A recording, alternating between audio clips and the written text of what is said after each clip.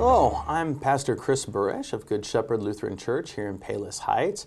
And one of the blessings of being a pastor is that I hear about all different types of agencies and organizations doing great work in our community. And in conversation with them, and as we try to support them, the number one thing that we hear is that we wish more people knew about us. We wish more people knew what we were doing and the impact we were making in the community. And that's driven us to today gather together for our Community Bridge monthly segment, where we highlight something good that's going on in our community, raise awareness about it, and help the community know how it's changing lives so that it might change even more lives, maybe even your life or the life of somebody you care about. Today, I'm gathered here with Dr. Anthony Scarsella of Palos Elementary School District 118. Dr. Scarsella, great to have you here today. Thank you for having me. Fantastic. Would you mind taking a moment and introducing yourself? Tell us a little bit about who you are. Sure. This is my 10th year as superintendent in Palos School District 118. I've been with the district for 17 years. I am a staunch advocate of public schools and public education in general. And this year I am the incoming president of the Illinois Association of School Superintendents. Wow, congratulations. Thank you. That's very exciting. Yes, it is. Thanks. So you know everything that's going on in Palos 118 then, right? I would hope so. Yeah, I've been around a long time. Fantastic. So what are some of the things going on in our local elementary school district that you would want to make sure that the community knows, some things that are going on and making an impact? Yeah. Well, first of all, my favorite thing to do as superintendent is to brag about our school district. So I thank you for letting me do that this morning. The one thing that I want to say about Palos School District 118 is that we are a high-achieving, award-winning, low-spending school district.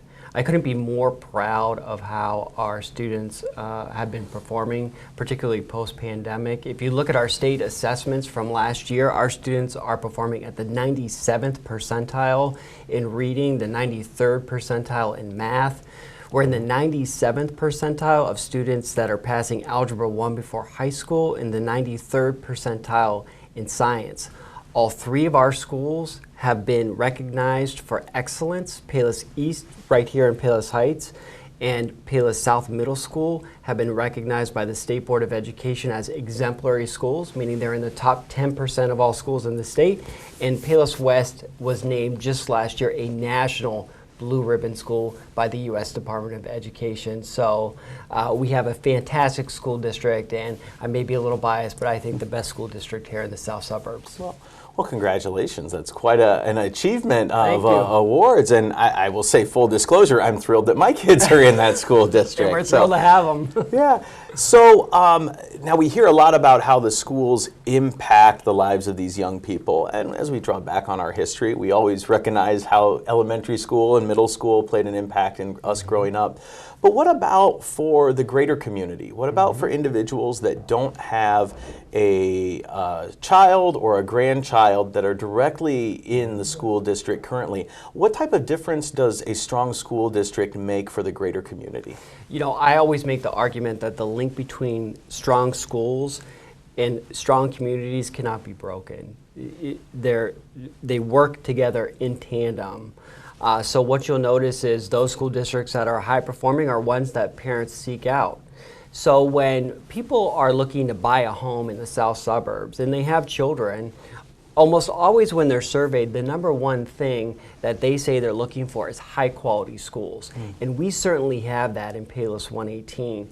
Since the pandemic, we've increased our enrollment by about 150 students. So we are a destination district for people seeking housing in the south suburbs who want high quality schools. And what that means for the folks that live in our community that don't have kids in our schools are stable home values or rising home values. We certainly have a very competitive housing market in the Palos area.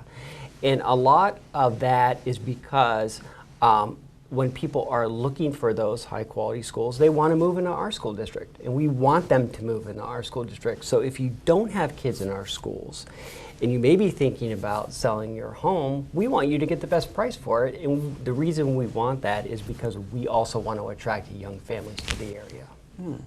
Well, I know that in my own decision making, as well as in those that I'm aware of that are in my kind of circle of friends. That's a big issue as far as where to relocate, especially if coming out from the city. Yeah. So, good. So, what are some challenges that the district is facing? Because it sounds like there are some things that are causing some challenges. Yes, so right now our biggest challenge are our finances and the impact that unfunded mandates have had on our school district, and not just our school district, a lot of school districts throughout Illinois. For those of your viewers who don't understand what an unfunded mandate is, that's a program or service that a local school district is required to provide because of legislation passed in Springfield or Washington, D.C. So they tell local school districts, look, you have to provide this program or services. And don't get me wrong, a lot of them are great. A lot of them are critical to making sure that our students are successful. Our problem is that we don't get the funding to actually implement those mandates. And what we're finding is that every year we're being asked to do more. So you look at our expenses that have to do with the mandates we have to provide, those are going to go up every year. But in Payless 118, if you look at our revenue is fairly stable. It's not going up. So the amount we're getting from the state and the federal government is never enough to pay for those mandates, and it's creating this gap. And that gap creates budget deficits for us, and those budget deficits over the years have been growing. That's our biggest challenge right now. We want to provide those programs and services, but we're just not getting enough revenue from state and federal sources in order to do that. So why is that? I guess what's the issue? We do get funding from the state. What does that look like, and how does that lead to kind of what you're describing as this gap? Sure. So the issue is the funding formulas themselves and how they work. I don't want to completely bash the funding formulas. They actually do what they're intended to do. And I also want to point out that the state of Illinois has made historic investments in K-12 education. And as a public educator, I think that's fantastic. Last year, the state added an additional $350 million in additional aid to public schools here in Illinois. Wow. The problem is the way those formulas work. Out of that $350 million, Payless 118 saw $34,000 in additional aid. $34,000 out of $350 million. And the reason that is because the way the state formula works is the folks down in Springfield, they look at what the homes are like in a local community. And if you drive around the vast majority of our community, the homes are fairly large. And our housing values in 118 are higher than in other districts. And the state makes an assumption about what they think we should be raising at the local level. Not what we're collecting in local property taxes, what they think we ought to be collecting. And what they have determined is that we can pay for more at the local level for our schools than other school districts. So we're not going to see any additional aid from the state. That formula is not going to change. It's a reality for us. It's been a reality for us for a very long time, and there's nothing that's going to change that in the near future anytime soon. Okay. So it sounds like this is kind of in many ways coming to a head. Now, what has Payless 118 done to kind of prepare? Because it sounds like this has taken place over a period of time. Yeah. Why now? Why not earlier? Or what's the issue where these challenges are now becoming at a boiling point or needing to be addressed? Sure. So we knew this point was coming for a long time, and we've been very fortunate to have boards of education that have the foresight to run the school district much like our families run their households. During good financial times, we save money. We put money in the bank so that when not so good financial times come, we have that savings to rely on, which is exactly what we've been doing. Between 2012 and 2017, we were able to put about $2 million in the bank in savings, right? So, but since 2017, we've been running budget deficits and we've been spending down those cash reserves, which we had always planned to do, because again, we knew this day was going to get here. But at this point, just like a family, we're starting to deplete our savings. And we need to correct that now before we reach a point where there are no savings. And that's a point we don't want to get to. So we followed our long-term financial plan. We've spent down our cash reserves, but the cost of those mandates are continuing to go up. We're not going to receive any more state aid. So now is a time where we feel that we need to act. And I think we have a pretty good plan to address it in a way that is going to be very sensitive to our local taxpayers. Okay. Oh, can you share a little bit about what that plan is, Sure. what that looks like? Sure, thank you for the question. In December, the board unanimously voted to put a referendum on the ballot at the March 19th primary in Illinois, and they were very strategic about when that referendum went on the ballot, because the charge to the administration was, we want to make sure that this referendum isn't going to increase the financial burden to our taxpayers. So this is a unique opportunity for us. This year, I keep saying next year because we started in 2023, but this year in 2024, the school district is going to make its last payment on outstanding debt. So we issue debt to do things like install new boilers in the schools, roofs, parking lots. To maintain our school buildings, we issue debt. And we do that every couple years, and then we pay that debt off. And we're going to pay off that debt in 2024. And right now, we collect about $4.3 million a year from our taxpayers to pay for that debt. We're going to pay off that debt in 2024. What we're asking our taxpayers to allow us to do is to shift that $4.3 million that we'll no longer need to pay off debt, because the debt's going to be paid off, to shift that over to our operating fund so that we could address these deficits, maintain our schools, and be able to provide things like free full-day kindergarten, which we're mandated to do by 2027. So we've been very thoughtful about addressing our financial situation without increasing or decreasing taxes on our taxpayers. That's what this plan will do. And again, it's because of the unique timing of the situation. We're going to pay off that debt, won't need that $4.3 million that we're already collecting from taxpayers right now. We won't need that to pay for debt. We're asking them to allow us to transfer that over so that $4.3 million can go toward operating the district and maintaining the buildings. Okay. So that's the point of the referendum that you're going to be placed, that's going to be on voters' ballots this upcoming spring. Mm-hmm. Okay.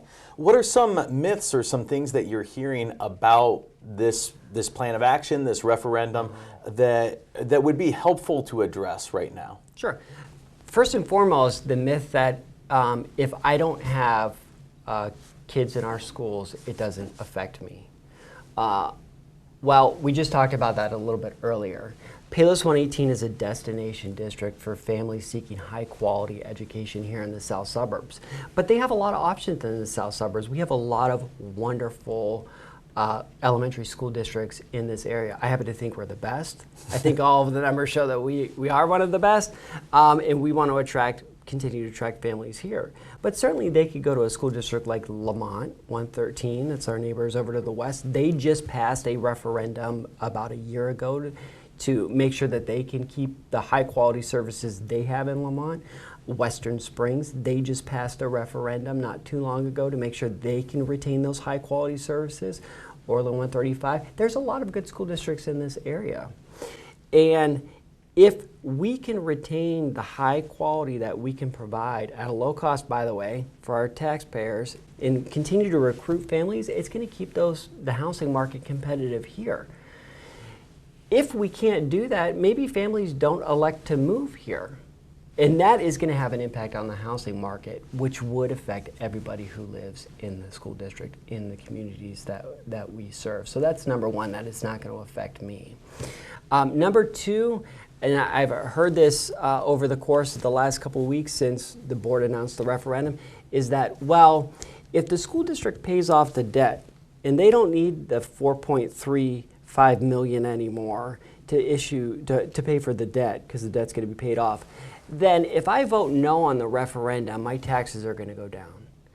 And what we have been very clear about, and what I want to be completely transparent about to our community, is taxes are not going to go down if the referendum fails, and here's why.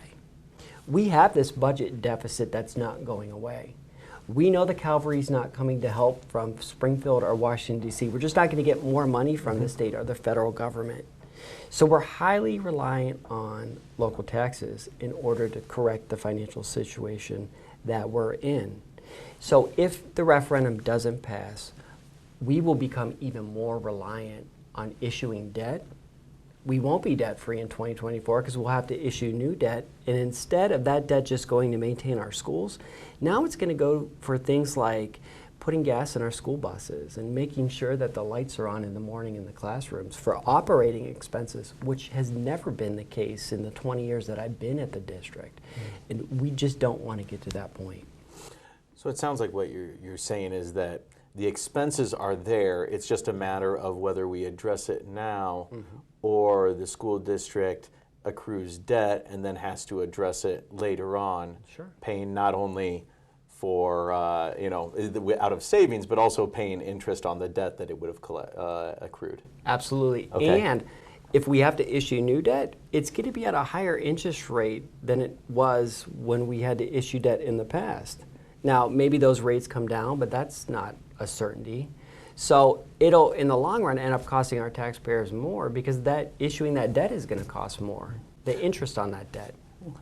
What would you say to somebody who said, okay, well, Payless District is a high achievement place. The kids seem to be doing well, but what's the level of spending in order to reach that standard? Are we spending more than we should in order to reach that? Are there ways for us to streamline the process so that this wouldn't be necessary? Yeah, I will shout this from the mountaintops over and over again. Payless 118 is a low spending, high achieving school district, low spending school district. The most recent state report card that came out this past November, beginning of November 2023, has a whole host of financial information that anybody out can go out and take a look at. Illinois School Report Card. You can go to that, you Google it, you can go to the school report card. What you will find on there when you look at the financial information, Payless 118 spends $1,000 less per student in instructional expenditures than the state average, $1,000 less. $2,000 less in operational expenses compared to the state average. And historically, it'll show you a timeline. We historically have spent less than the state average in those two categories for years and years and years, with the exception of 1 year. That was the pandemic year, and the reason we spent more is because we kept our schools open. And it cost a lot of money to do that, and every penny was worth it, and that's exactly what our community asked us to do. And we did it safely, and our kids are better off because of that. But that was the 1 year we spent more. The other thing, if you want to take a look at our spend compared to our output, our student achievement, if you look at last year, there were only 6 elementary school districts in the state of Illinois. There's 800 plus school districts in Illinois. There were only 6 districts who spent less than we did and had higher achievement in reading. So we are, by all measures, a low spending school district. And again, that goes back to the myths of the district itself, is that somehow people think, oh, fairly affluent school district must spend a lot of money. Not the case. So thanks for explaining that, because that's always something that's curious, is like, well, is there ways to streamline it? And it sounds like the district has already taken those steps to streamline things, as opposed to just, well, let's just ask for more money. We have, and we've been very conscious of that in all of the former boards and the current board that I've worked with have held the line on spending. And again, those are not statistics that the school district is producing. Those are statistics that come out from the state of Illinois. And I encourage people to take a look at those if they have any doubts and think that we are a high spending school district. We just are not. Okay. From what you've shared and having an insight of exactly what's going on and knowing what's going on and knowing the various programs that are there, what are the consequences that you could foresee if the referendum were not to pass and there were to be needs to meet all these unfunded mandates, as well as still trying to provide the best quality education for the students in 118? I think there are three main things that we're going to see if the referendum is not successful. The first one obviously is cuts. Now, we cannot cut our way to a balanced budget. Again, we can't control the increase in unfunded mandates that come every year. I mean, every year there are new mandates that school districts are required. So we're gonna have to make cuts. There's no question about that, and that's gonna impact programs and services for our students, all students. Not just a group of students, but all students in our district are going to be impacted by cuts that we're going to have to make. Because we can't balance the budget on cuts alone, we're going to become even more reliant on debt. And we talked a little bit earlier about the fact that that debt is going to cost us more because interest rates are higher now than it has been in the past. So instead of getting out of the debt business, which is what this referendum, if successful, will allow us to do, we won't have to issue debt anymore. The flip side is we'll become even more reliant on borrowing to operate the school district. And the third thing, and I know this is one that a lot of our families have been talking about for years and years and years, is free full-day kindergarten. Right now we have a tuition-based program. Costs, I think, $32.50 per student to participate in that full-day program. Well, the state has passed another unfunded mandate to say that all school districts by 2027 have to offer free full-day kindergarten. We want to be able to offer that next year if the referendum is successful. However, there's a waiver process the state is working on right now for those school districts that by 2027 can't afford free full-day kindergarten or don't have the physical space to provide free full-day kindergarten. We most likely would have to apply for that waiver and delay the implementation of free full-day kindergarten for an additional 3 years after 2027. We don't want to have to do that. And we're hopeful we won't have to. Yeah.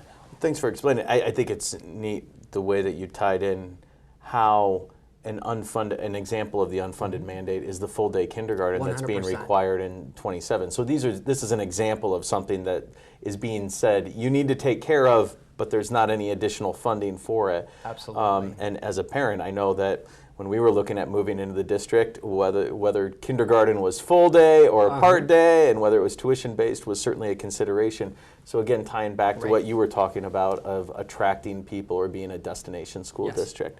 So that's really helpful. Is there anything that we didn't cover today in our normal conversation about this that you would want to make sure to communicate about the referendum to whoever it is that's tuning in?